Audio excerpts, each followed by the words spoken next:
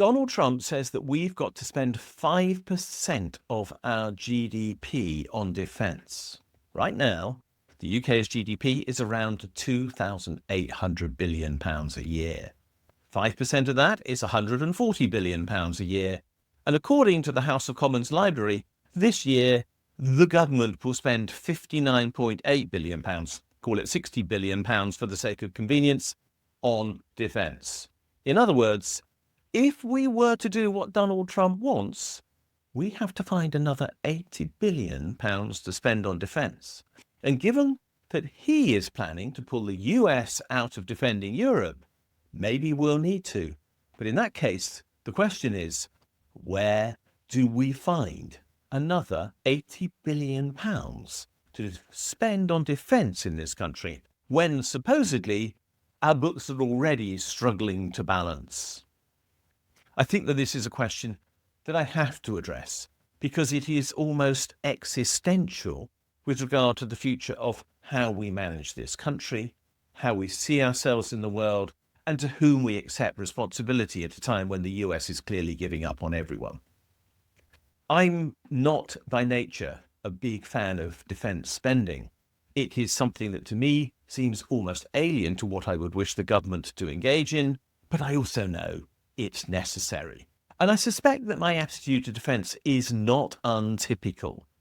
If it wasn't, we would have spent a lot more over recent years on defence, but in fact, we really did take a big dividend from the end of the Cold War in around 1990 and reduce our defence spending considerably as a result, to the point where we have a fairly small army, a tin pot air force, and more admirals than we have ships, half of which are themselves tied up against docksides because they don't work.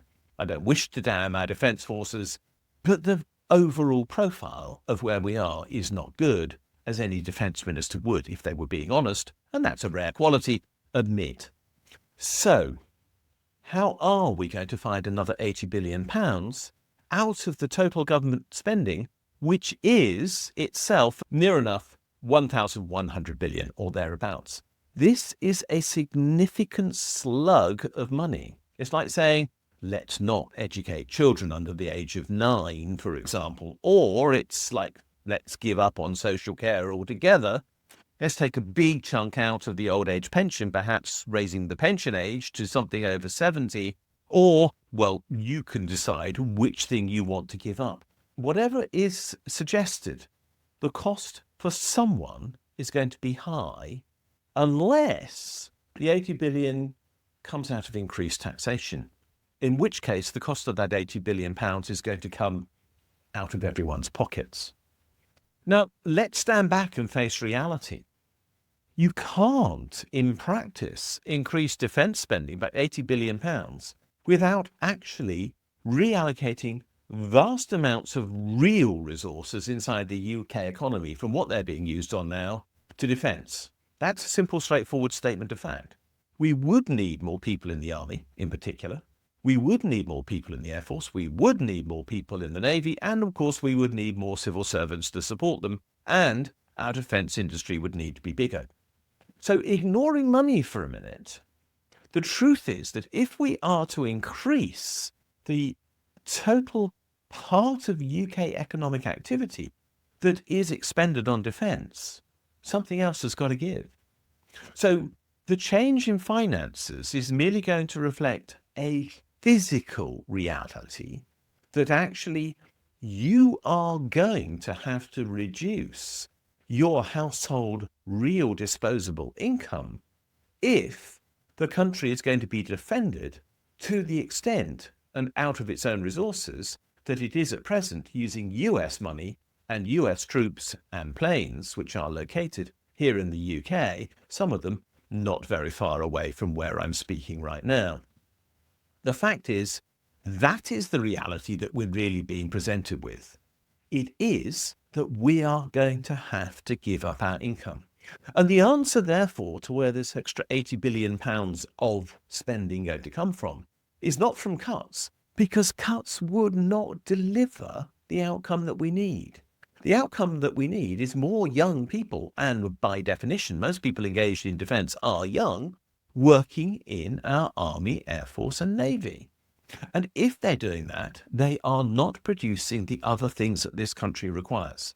That is the fundamental reallocation of resources that is being demanded. Forget the money. Deal with the fact that this is people. And let's also face the fact that at present, young people don't want to go into the forces. There is an enormous recruitment problem with our armed forces. It is very difficult to actually bring any of our defence units up to strength at present, simply because people aren't signing up to join the Army or Air Force or Navy. They don't want to put their lives at risk for the country. They don't want the form of lifestyle that these forces present. They don't want the discipline that it imposes. They do not wish to be exposed to the risk which they perceive to exist. And you might describe the young people in question as being entirely rational. Because why should they? After all, they only have to look at somewhere like Ukraine and see what the terrors of modern warfare are, and that a lot of people do die, and they will say, I value my life more than that, so why should I join up? So are we actually talking about something quite different here? Are we actually talking about conscription if we are to increase the number of people in the armed forces so that instead of them representing a bit over 2% at best of national GDP, they are going to absorb 5% of national GDP? Is that what's necessary? These are real questions. Let's stop the faffing around with the money issue. Let's talk about the reality. And let's also talk about another reality, which is why young people don't want to go into the forces. And that is that they know that when they come out, they're treated pretty abysmally. The armed forces actually leave them exposed when they leave. Many have PTSD and mental health problems as a result of the trauma that they've seen or suffered. Many of them are treated very badly when they're in the armed forces. There are far too many cases of abuse for anyone to be comfortable. Nobody should take those issues lightly, because there's also a big problem with regard to housing for people who leave the armed forces, because they don't get automatic access to anywhere and have not saved enough whilst they've been living in armed forces accommodation to find an alternative. And there is the problem of getting a job.